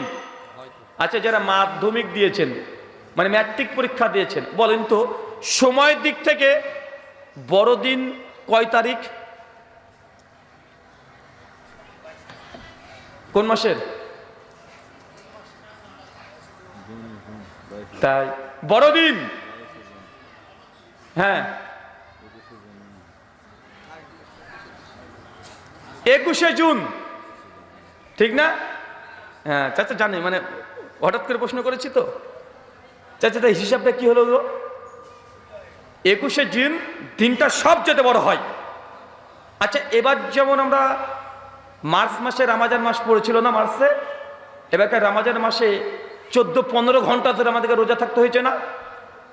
এখনো মনে বুঝতে পারছেন না? চাচা আবার বুঝাই, আপনার ভাষায় বুঝাই, খুব জটিল বিষয়। চাচা শীতকালে দিন ছোট হয় না বড় হয়? আরো জোরে বলেন। ছোট হয়। এই যে ডিসেম্বর মাস পড়ছে চলছে, এখন দিনটা ছোট না বড়? ছোট। তো 25শে ডিসেম্বর এটা দিন ছোট হবে না বড় হবে? দিন তো ছোট হবে। আরে 25শে ডিসেম্বর দিন ছোট, গোটা বিশ্বে যত আছে সব চাইতে যে ছোট দিন হয় তো 25শে ডিসেম্বর। কিন্তু বাঙালি বলছি 25শে ডিসেম্বর বড় দিন। হ্যাঁ খ্রিস্টানদের, হ্যাঁ চাচা ঠিক বলেছে, এটা খ্রিস্টানদের বড়দিন। শীতের সময়তে দিন ছোট হয়, রাত বড় হয়, আর গরমের সময় দিন বড় রাত ছোট হয় কি হয় না? তো ডিসেম্বর শীতের দিন, দিন তো ছোট করে খ্রিস্টানরা আমাদের কানে কানে এসে হিসু করে দিয়েছে, বলে দিয়েছে 25শে ডিসেম্বর বড়দিন বড়দিন বড়দিন। বাঙালি বড়দিন বলছে, মুসলমান বড়দিন বলছে। আপনি জানেন এই দিনটাকে বড়দিন কেন বলা হয়? কারণ খ্রিস্টানরা মনে করে ঈসা নবী তিনি আল্লাহর ছেলে, মানে আল্লাহর সন্তান, আল্লাহর পুত্র। তো খ্রিস্টানদের বিশ্বাস যেই দিন স্বয়ং আল্লাহ নিজের সন্তানকে জন্ম দিয়ে পৃথিবীতে পাঠিয়েছে, এই দিনের চাইতে বড় কোন দিন আর হতে পারে? এই জন্য এই দিনটাকে তারা 25শে ডিসেম্বর বড়দিন বলে, কারণ ঈশ্বর আল্লাহ তিনি সন্তান জন্ম দিয়েছেন। বলে নাউজুবিল্লাহ। তো কোন মুসলমানের বাচ্চা বড়দিন বলতে পারে? বড়দিন বলবেন না, বড়দিন বলাটাই হারাম। এবং খ্রিস্টানদের আকীদা লোকায়িত আছে, খ্রিস্টানরা মনে করে আল্লাহ এই দিনে সন্তান দিয়েছে, বলে নাউজুবিল্লাহ। আল্লাহ সন্তান দেয়। আমার সঙ্গে 4 বছর আগে একটা খ্রিস্টান পাদ্রির ডিবেট হয়েছিল।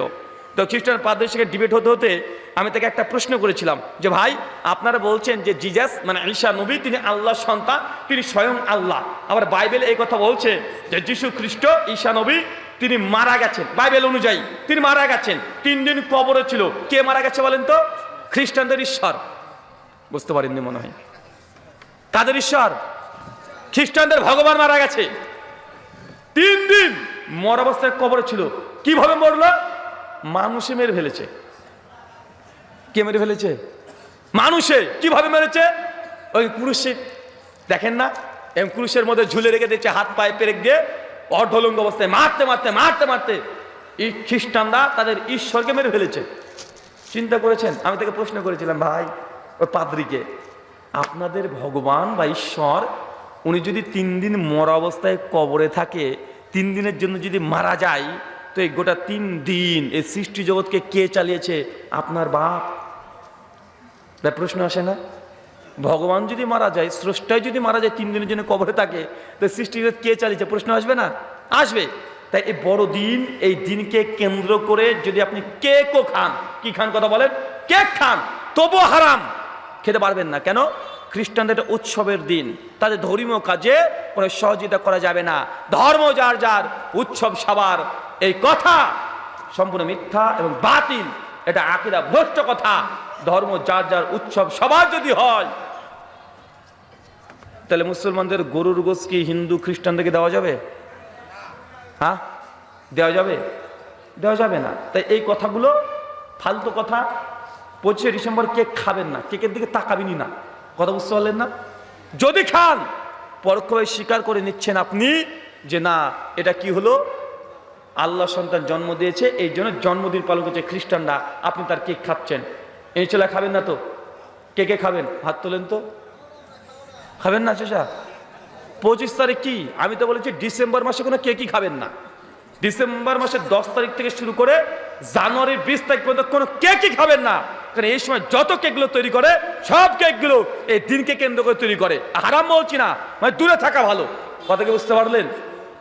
আল্লাহ সুন্নাহ বুঝা তৌফিক দান করো। 3, আরেকটা আমল বলি। হ্যাঁ, এটা সহজ। যারা নামাজ পড়ে তাদের জন্য সহজ, যারা পড়ে না তার জন্য খুবই কঠিন। সুনান তিরমিজি হাদিস নাম্বার 415, আল্লাহ নবী বলছেন, কোন ব্যক্তি যদি প্রত্যেক দিন 12 রাকাত সুন্নাত নামাজ, চাচা কত রাকাত? চাচা আরো জোরে, কত রাকাত?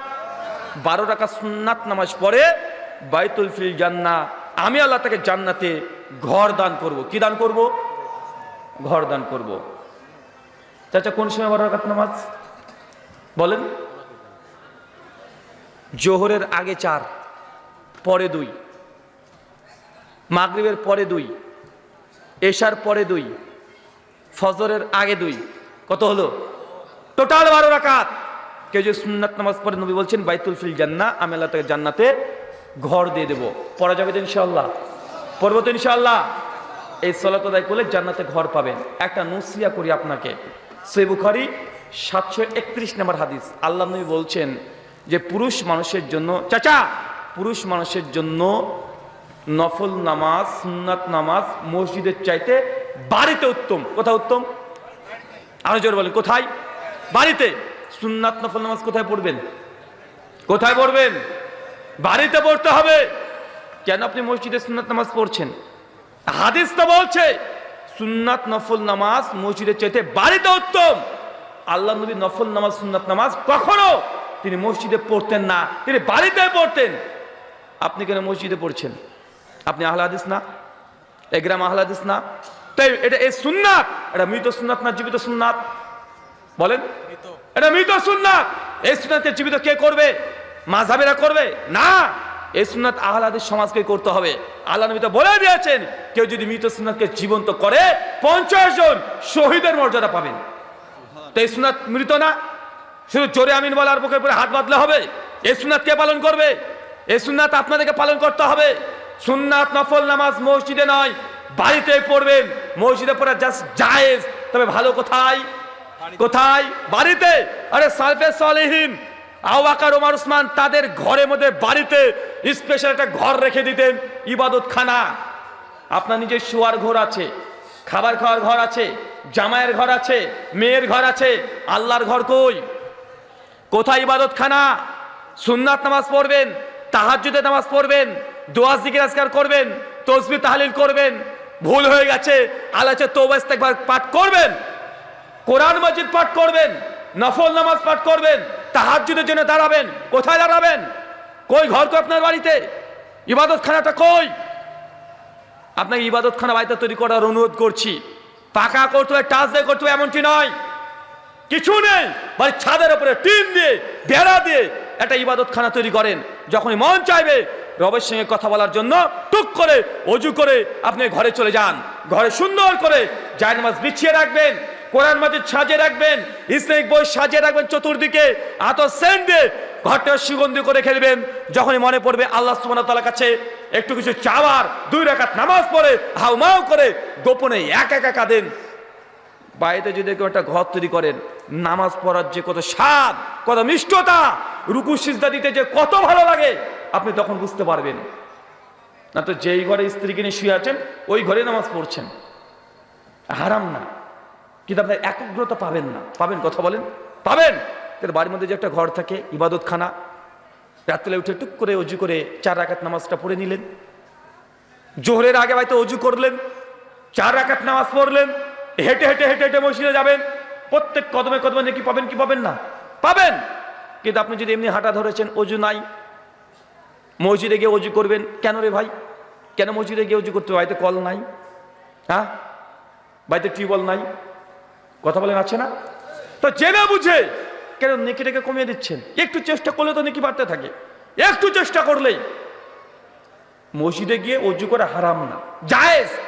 ভালো কাজ কোনটা? বাড়িতে করা যাবে তো ইনশাআল্লাহ। চাচা কত রাকাত বলেন তো? 12।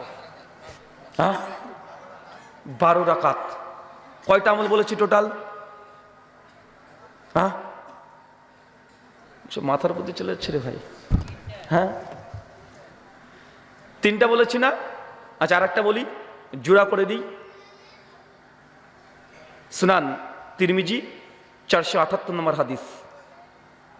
আল্লাহ নবী বলছেন, কোনো ব্যক্তি যদি ফজরের সালাত আদায় করার পরেই কারোর সঙ্গে কোনো অনর্থক না কথা বলে, দোয়া জিকির আজকার তাসবিহ তাহলিল কোরআন পাঠের মধ্যে থাকিতে আছে, জায়নামাজে বসে আছে, সূর্য যখন উদয় হয়েছে, একটু উদয় হওয়ার পরে একটু কিছুক্ষণ পরেই 4 রাকাত নামাজ,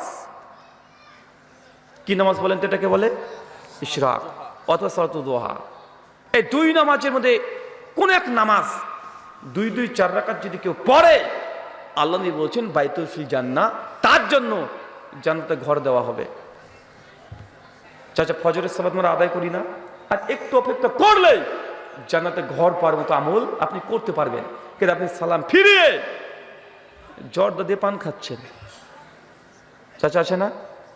চাচা আপনাকে আমি প্রতিদিন দেখি, আমি যখন বক্তব্য শেষ করে যাই ওই ওই ওই দিক দিয়ে যখন গাড়ি নিয়ে যখন চলে যাব, প্রতিদিন আপনার সঙ্গে দেখা হয়,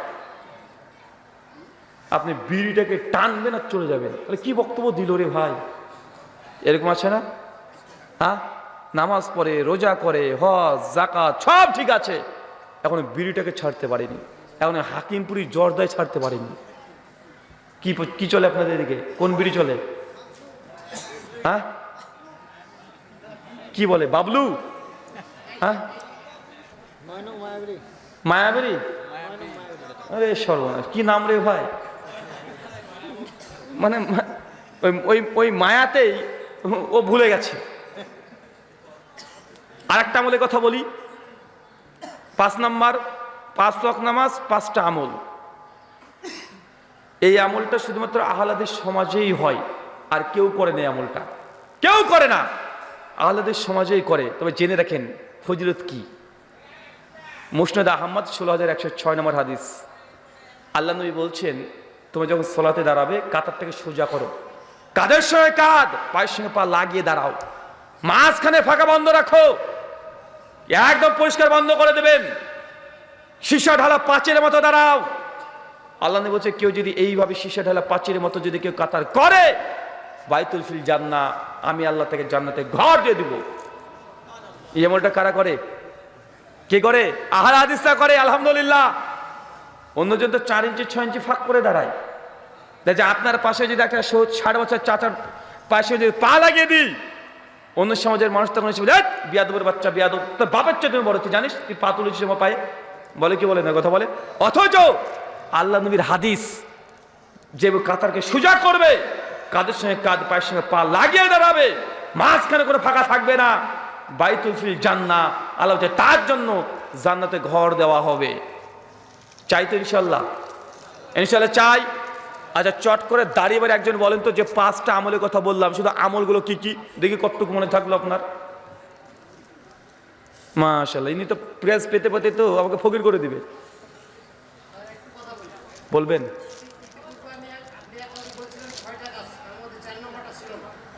না, টোটালে 12টা আমল আছে। 12টা আমল সবগুলো দিলে আপনি নিতে পারবেন না। 6টা মনে রেখেছেন? মানে এর আগে উনি শুনেছেন 6টার কথা বলেছে, মানে আজকে 5টার কথা বললাম, যে আছে টোটাল 12টা আমল আছে। কিন্তু 12টা আজকের আলোচনা বললাম না, আজকের আমল আজকে বললাম জাস্ট 5 থেকে 6টা। বাকি আবার একটা আলোচনা হবে, ওখানে বাকি 6টা বলবো। মানে 12টা আলোচনা করতে গেলে তো 12 ঘন্টা লেগে যাবে। কথা বুঝতে পারলেন? আরো অনেক আছে। যেন মানুষ যদি মারা যায় আলহামদুলিল্লাহ বলা পরে ইন্নালিল্লাহ বলা, এটা শোনান তিরমিজি 1021 নম্বর হাদিসে এসেছে। আর একটা আমল আছে, বাজারে যখন প্রবেশ করবেন তখন আল্লাহু লা ইলাহা ইল্লাহু আল হাইয়্যু, এই দোয়াটা আপনি পড়তে থাকবেন, বাজার প্রবেশের দোয়া। তাহলে আপনার জন্য জান্নাতে ঘর আছে। তো আরো আছে, কথা বুঝতে পারছেন? বলতে পারেন যে 5টা বলেছি আজকে, বলেন তো।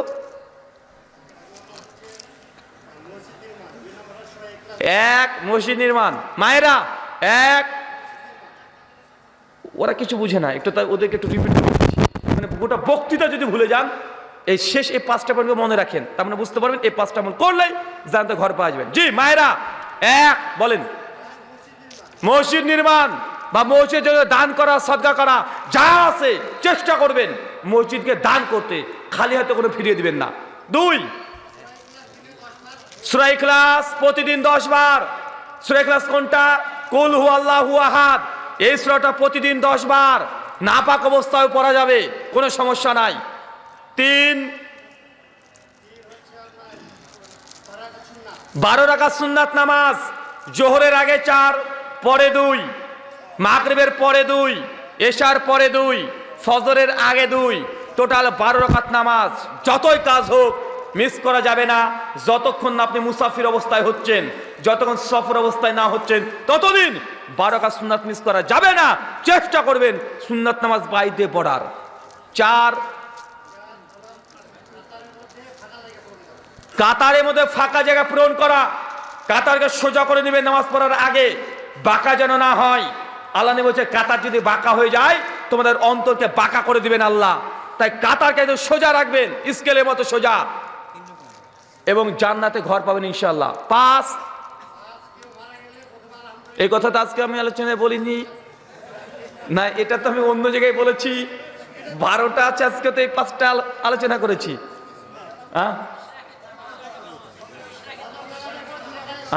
ইশরাকের সালাত, ফজরের পরে সূর্য উদয়ের সঙ্গে সঙ্গে 2 রাকাত অথবা 4 রাকাত নামাজ। কিরে ভাই মেরে ফেলবি না কিরে?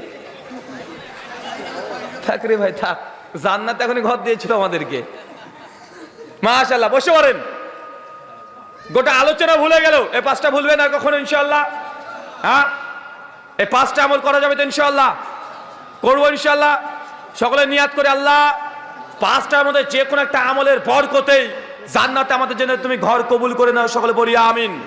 আল্লাহ যে কোনো একটা আমল আমাদের হৃদয়, আমাদের অন্তর থেকে আমরা যেন করতে পারি, আমাদের সেই ইখলাস অন্তর তুমি দান করো। সকলে বলি আমিন। আচ্ছা, আমার প্রশ্নোত্তর হবে না? ছুটি ঘন্টা প্রশ্নোত্তর আছে? জি দ্রুত।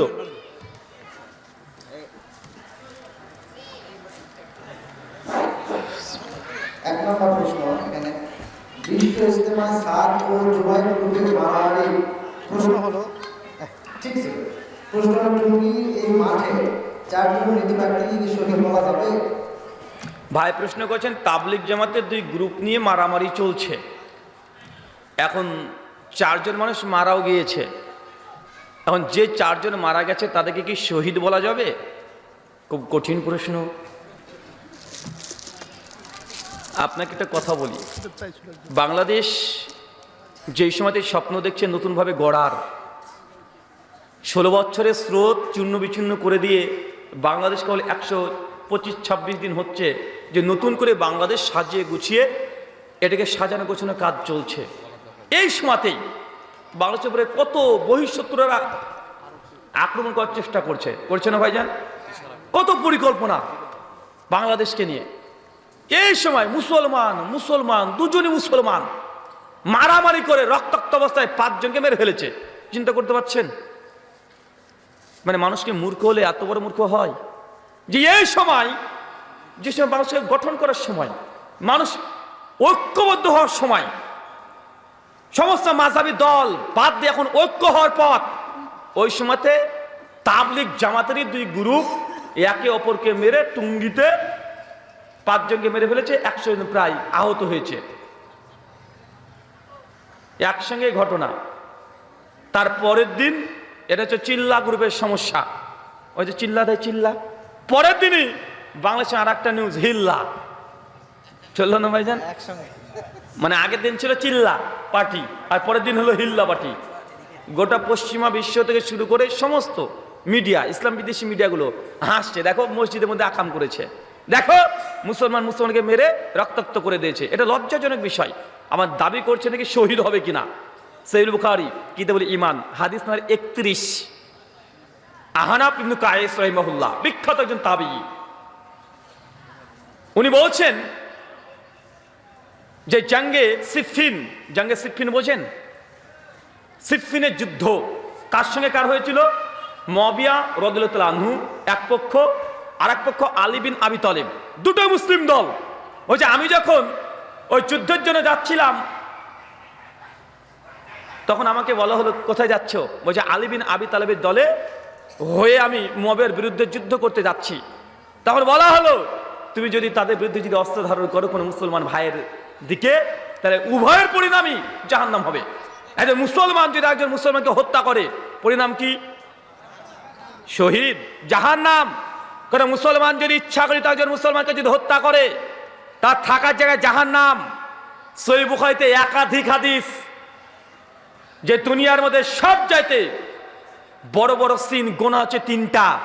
আশরাক বিল্লাহ, আল্লাহর সঙ্গে শিরিক করা, কাতলুন নাফস, কোন মানুষকে হত্যা করা। মুমিন ব্যক্তিকে যদি হত্যা করেন, এটা শিরকের পরেই এই পাপটা হচ্ছে সবচেয়ে বড় পাপ, চিরস্থায়ী জাহান্নাম, ক্ষণস্থায়ী না। জামে তিরমিজির হাদিস 2117 নম্বর, আল্লাহ নবী বলছেন গোটা দুনিয়ার সমস্ত আসমানবাসী, সমস্ত ফেরেশতা মানুষ মিলে যদি একজন মুসলমান মুমিনকে যদি হত্যা করে, আল্লাহ এই সমস্ত আসমানবাসী ফেরেশতা আর মুমিনদেরকে আল্লাহ ধ্বংস করে দিতে চান। একটা মুমিনের মূল্য কত দেখেছেন? আচ্ছা, কাবার দাম বেশি না একটা মুমিনের দাম বেশি? কাবার দাম বেশি না মুমিনের রক্তের দাম বেশি? মুসলমান এটাই জানেন না। আরে কাবার চাইতে মুসলমানের রক্তের দাম বেশি। সেই মুসলিমের হাদিস যে কাবার চাইতেও একজন মুসলমান, প্রকৃত খাঁটি মুসলমান মুমিনের রক্তের দাম আল্লাহর কাছে অনেক বেশি। কিন্তু দেখেন 2 গ্রুপ মারামারি করছে, এরা নাকি তাবলীগ করে, নিজেই জাহেল। ওই ইসলাম একজন কাকে কিভাবে শিখাবে? অনেকে বলে যে ভাই আপনার তাবলীগ জামাতের বিরুদ্ধে কেন বলেন? কেন তাবলীগ জামাতের বিরুদ্ধে বলেন? ও তো ভালো কাজই করছে। আর আপনাদের রংপুরের আছে একজন, কি বলেন তো রংপুরেটা, রংবাজ হুজুর, হ্যাঁ, ও বলছে যে তাবলীগ জামাত হচ্ছে সবচেয়ে ইনোসেন্ট, নিরীহ প্রাণীর, সব নিরীহ প্রাণী মানুষকে মেরে ফেলে। বলেছিল ভাই যে তাবলীগ হচ্ছে সবচেয়ে নিরীহ মানুষ, অথচ এরাই